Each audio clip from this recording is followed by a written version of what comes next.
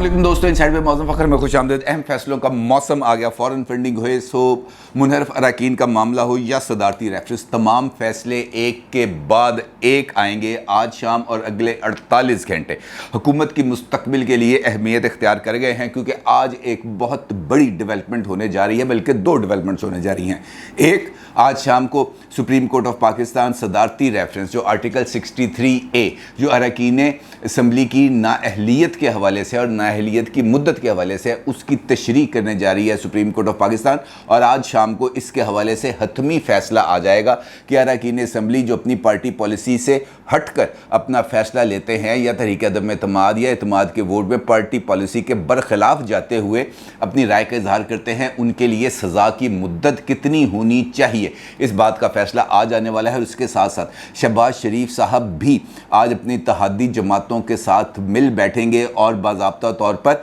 इस बात का तयन किया जाएगा कि क्या पाकिस्तान को मुश्किल से निकालने के लिए जो सख्त फैसले हैं वो किए जाएंगे या इंतखाबात का रास्ता चुना जाएगा। इंपॉर्टेंट डेवलपमेंट हैं, क्योंकि आज इसके साथ साथ यानी ये जो दो इंपॉर्टेंट डिसीजंस मैंने आपको बताए हैं, इसके साथ साथ कुछ और डिसीजंस भी मुमकिन तौर पर आज ही हो जाएंगे। मुनहरफ अरकान के खिलाफ जो reference election commission of Pakistan में ज़ेर समात है, मुमकिन तौर पर आज उसकी समात भी मुकम्मल होने का इम्कान है। और इसके साथ साथ फ़ॉरेन फंडिंग केस भी अब फैसला कुन मोड़ पे दाखिल होता चला जा रहा है, जहाँ पर अनवर मंसूर खान जो पाकिस्तान तहरीक इंसाफ के वकील हैं, उन्होंने भी अब अपने दलाइल मुकम्मल कर लिए हैं। और उसके बाद जो है जो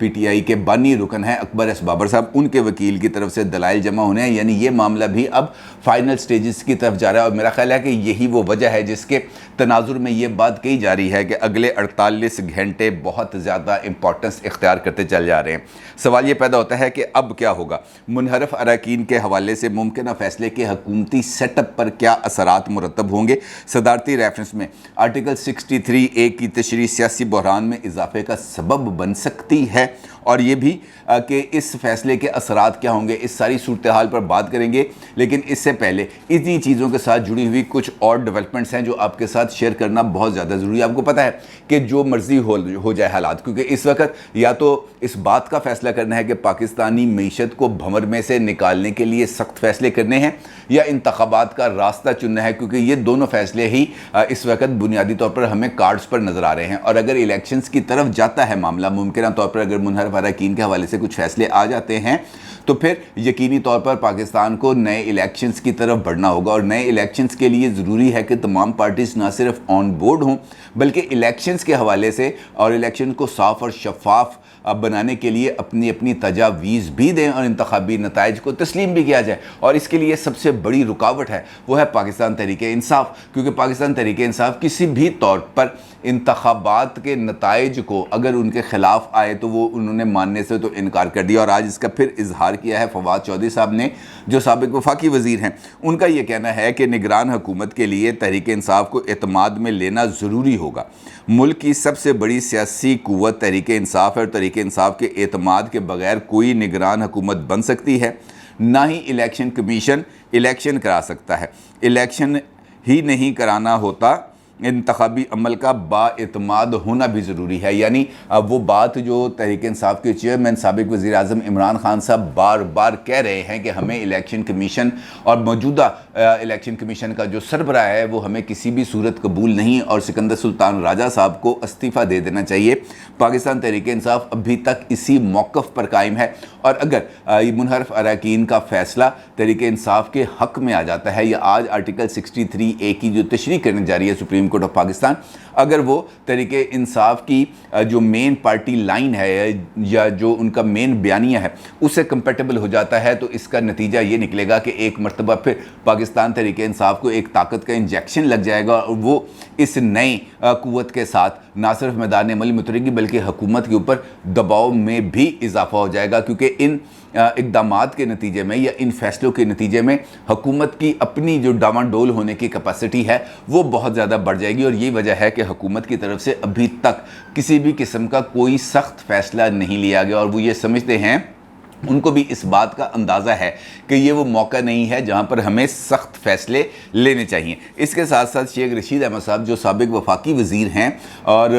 جو عمران خان صاحب کے بڑے قریبی سمجھے جاتے ہیں، ان کا یہ کہنا ہے کہ اس وقت راول پنڈی میں امپورٹنٹ فیصلے ہو رہے ہیں۔ اب انہوں نے اسلام آباد کا ذکر نہیں کیا بلکہ انہوں نے ذکر کیا ہے راول پنڈی کا۔ ان کا یہ کہنا ہے کہ راول پنڈی میں امپورٹنٹ فیصلے ہو رہے ہیں، آج اور کل سیاست میں اہم فیصلے ہونے جا رہے ہیں اور اس کے نتیجے میں اگلے 48 گھنٹے بہت ہی زیادہ امپورٹنس اختیار کر گئے ہیں۔ ان کا یہ کہنا تھا کہ حکومت کی تبدیلی کا ماسٹر پلان بنانے والا عقل کا اندھا ہے، یعنی وہ تمام لوگ جنہوں نے عمران خان صاحب کو گھر بھیجنے میں رول پلے کیا ہے، وہ تمام کے تمام عقل کے اندھے ہیں، چاہے وہ تمام سیاسی قوتیں جنہوں نے فور فرنٹ پر آ کر عمران خان صاحب کے خلاف تحریک عدم اعتماد پیش کی، اور بقول شیخ رشید احمد صاحب کہ حکومت کی کارکردگی جو ان کی حکومت کی کارکردگی تھی اس کا ملبہ گرا ہے اس موجودہ حکومت پر، اور وہ اس ملبے کے نیچے دب کے رہ گئی ہے اور وہ کسی بھی طریقے سے پرفارم نہیں کر پا رہی۔ اور اس کے ساتھ ساتھ انہوں نے ان کو بھی عقل کا اندھا کہہ دیا جنہوں نے نیوٹرل ہونے کے بعد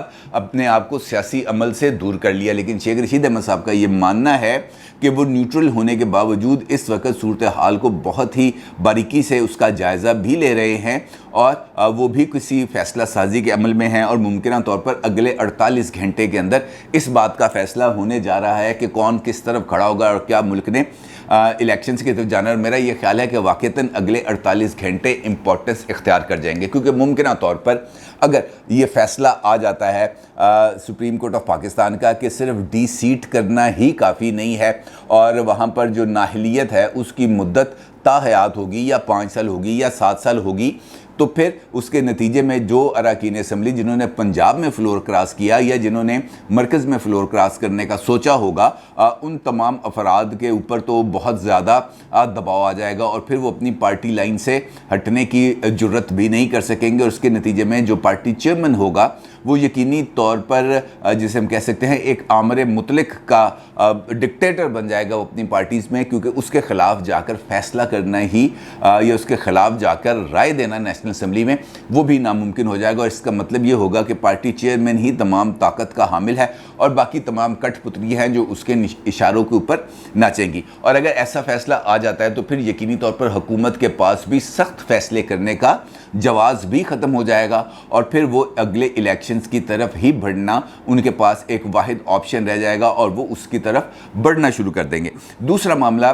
یہ آ جاتا ہے الیکشن کمیشن کی طرف سے منحرف اراکین کے حوالے سے۔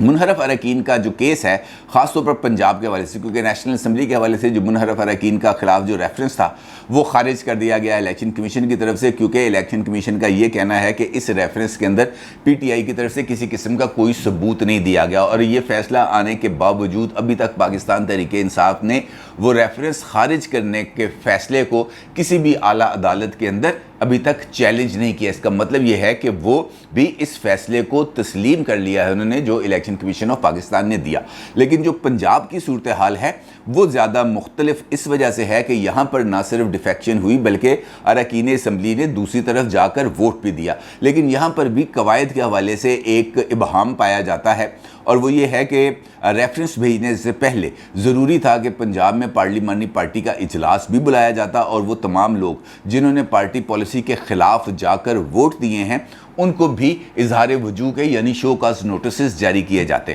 اب یہ نقطہ منحرف اراکین کے جو وکیل ہیں شہزاد شوکت صاحب ایڈوکیٹ، ان کی طرف سے اٹھایا گیا ہے الیکشن کمیشن کے سامنے، اور ان کا یہ کہنا ہے کہ منحرف اراکین کو کسی قسم کا کوئی شو کاز نوٹس جاری نہیں کیا گیا اور یہ قواعد کے خلاف ہے، لہٰذا ان لوگوں کے خلاف کسی قسم کی کوئی کارروائی نہیں ہو سکتی۔ اور ساتھ ان کا یہ بھی کہنا تھا کہ یہ جو قانون ہے اس کا اطلاق ہوتا ہے پارٹی کے اندر سے کسی بھی امیدوار کے حق میں یا مخالفت میں ووٹ دینے کے حوالے سے۔ اگر یہ ووٹ آپ نے پارٹی کے فیصلے کے برخلاف کسی دوسری جماعت کے بندے کو دینا ہے تو یہ ایک ہی بات ہے، آپ حمزہ شہباز کو ووٹ دیں یا پرویز الہی صاحب کو ووٹ دیں، اس سے کوئی فرق نہیں پڑتا۔ اور ممبر الیکشن کمیشن نثار دورانی صاحب نے ان کی اس رائے سے اختلاف کیا، اور ان کا یہ کہنا تھا کہ اگر پارٹی نے اس بات کا فیصلہ کر لیا ہے کہ انہوں نے کولیشن کے اندر رہتے ہوئے اپنے کسی کولیشن پارٹنر کو کوئی آئینی عہدہ دینا ہے تو پھر اراکین اسمبلی کیا اس کے اس فیصلے سے آزاد ہو سکتے ہیں؟ اب یہ وہ نقطہ ہے جو بنیادی طور پر پنجاب کے منحرف اراکین کے حوالے سے ایک خطرے کی گھنٹی بجاتا ہے، اور سپریم کورٹ آف پاکستان کا آج جاری ہونے والا فیصلہ یقینی طور پر اس کے اثرات پنجاب تک آئیں گے۔ اگر ہم پنجاب میں دیکھیں تو یہاں پر آئینی بحران ایک واضح شدت اختیار کرتا جا رہا ہے، اور پنجاب کے بغیر اگر پنجاب میں نون لیگ کی حکومت نہیں ہوگی، اگر پنجاب کے اندر پنجاب اسمبلی کو ڈیزالو کیا جائے یا یہاں پر گورنر راج لگایا جائے تو پھر مرکز کے اندر مسلم لیگ نون کو حکومت سنبھالنے کا کوئی فائدہ نہیں ہوگا، اور پھر ان کے لیے بھی یہی راستہ بچے گا کہ وہ اپنا اقتدار چھوڑیں اور ملک کو نئے انتخابات کی طرف لے کے جائیں۔ ممکنہ طور پر یہی چند آپشنز ہیں جو اس وقت کارڈ میں ہیں۔ اب یہ وہ سینیریو ہے جس سینیریو کے اندر اس وقت موجودہ کولیشن گورنمنٹ آ کے پھنس گئی ہے، کیونکہ جو بھی فیصلہ آج آئیں گے، چاہے وہ سپریم کورٹ آف پاکستان سے فیصلہ آئے آرٹیکل 63A کی تشریح کے حوالے سے، کل یا پرسوں فیصلہ آئے منحرف اراکین کے حوالے سے، یا اس کے بعد فارن فنڈنگ کیس کا فیصلہ آئے، یہ تمام کے تمام فیصلے ملکی سیاست کے مستقبل کے ساتھ آ کے جڑے ہیں، کیونکہ ان فیصلوں سے کوئی نہ کوئی کسی نہ کسی لیول پر جا کر ایفیکٹ ہوگا۔ منحرف اراکین کے حوالے سے فیصلے سے ایفیکٹ ہوگی موجودہ کولیشن گورنمنٹ، جبکہ فارن فنڈنگ کیس کے فیصلے سے ایفیکٹ ہوں گے عمران خان صاحب۔ اور اگر دونوں میجر پولیٹیکل پارٹیز دونوں طرح کے فیصلوں سے ایفیکٹ ہوں گی تو پھر اس کا مطلب یہ ہے کہ سیاسی جو درجہ حرارت ہے اس میں بھی نہ صرف اضافہ ہوگا بلکہ جو سیاسی بحران ہے اس کی شدت میں بھی اضافہ ہوگا۔ آج سپریم کورٹ آف پاکستان کے اندر جس مقدمے کی سماعت ہوئی وہ سب سے زیادہ امپورٹنس اختیار کر سکتا ہے، کیونکہ وہ ہے آرٹیکل 63A کی تشریح کے حوالے سے، اور آج دو پارٹیز نے اپنے اپنے دلائل دینے تھے، یعنی حکومت کی طرف سے اٹارنی جنرل آف پاکستان جناب اشرف اصاف علی خان صاحب نے اپنے دلائل دیے، اور ان کے ساتھ ساتھ مسلم لیگ نون کے جو وکیل ہیں مخدوم علی خان صاحب، ان کی طرف سے تحریری دلائل جمع کرائے گئے کیونکہ وہ ملک سے باہر ہیں۔ البتہ ان تحریری دلائل میں مخدوم علی خان صاحب نے اس بات کی استدعا کی سپریم کورٹ آف پاکستان سے کہ اب صورتحال بدل گئی ہے اور مجھے اپنے کلائنٹ سے مشورہ لینے کے لیے وقت دیا جائے، لیکن سپریم کورٹ آف پاکستان نے ان کی اس استدعا کو نہ صرف مسترد کر دیا بلکہ اٹارنی جنرل کی بھی بہت ساری آراء سے انہوں نے اختلاف کیا۔ آج مثال کے طور پر جب اشرف اصاف علی خان صاحب نے صدارتی ریفرنس کے سکوپ کو اور عدالت کے دائرہ اختیار سماعت کو چیلنج کرنے کی کوشش کی یا اس پر اعتراض اٹھانے کی کوشش کی، تو فاضل عدالت کا یہ کہنا تھا کہ اب معاملہ اس سے آگے بڑھ چکا ہے، ہم 1.5 ماہ سے اس مقدمے کی سماعت کر رہے ہیں، اس معاملے کو دیکھ رہے ہیں، اب بھی اگر ہم نے اس کا فیصلہ نہ کیا تو اس کے بہت زیادہ اثرات آئیں گے، کیونکہ پاکستان کے بہت سارے معاملات اس وقت جو خاص طور پر ملکی سیاست کے ساتھ جڑے ہیں ان کا تعلق آ کے رکتا ہے اس صدارتی ریفرنس پر فیصلے کے حوالے سے۔ اب ہم اس پر رائے بنانے کی پوزیشن میں آ چکے ہیں، لہٰذا اب ہمیں اس کا فیصلہ کرنا، اور ان کا یہ کہنا تھا کہ آپ ہمیں اب تکنیکی معاملات کی طرف مت الجھائیں، معاملہ اب اس سے آگے بڑھ چکا ہے۔ اب یہ جو فیصلہ آج رات کو آئے گا ممکنہ طور پر 7 یا 8 بجے، تو اس کا مطلب یہ ہے کہ آج رات کو جو شہباز شریف صاحب کی زیر صدارت ہونے والا ہے اتحادی جماعتوں کا اجلاس، وہ بہت زیادہ اہمیت اختیار کر چکا ہے، کیونکہ کل جو فردن ملاقات کی تھی شہباز شریف صاحب نے، چاہے وہ خالد مقبول صدیقی صاحب ہوں، چاہے وہ مولانا فضل الرحمان ہوں، چاہے وہ آصف علی زرداری صاحب ہوں، وہاں پر ان کو یہی مشورہ دیا گیا کہ جناب آپ عوام کو ریلیف دیں، یعنی پیٹرولیم پرائسز یا شیعہ خردونوش کی قیمتوں میں اضافہ مت کریں، اس طرف مت جائیں، کیونکہ اس کا بیک لیش آئے گا اور ہم اس وقت یہ بوجھ یا یہ اس کی سیاسی قیمت ہم ادا نہیں کر سکیں گے۔ بہتر یہ ہے کہ ہم مشکل فیصلے کریں لیکن عوام کو ریلیف دینے کے لیے ہمارے پاس کچھ متبادل آپشنز ہونی چاہیے۔ اب جو صورتحال بنتی جا رہی ہے ان آراء کی روشنی میں، اس سے ایک چیز ثابت ہو رہی ہے کہ اتحادی جماعتیں جو پیٹرولیم پرائسز ہیں، خاص طور پر بجلی کی قیمتیں ہیں، خاص طور پر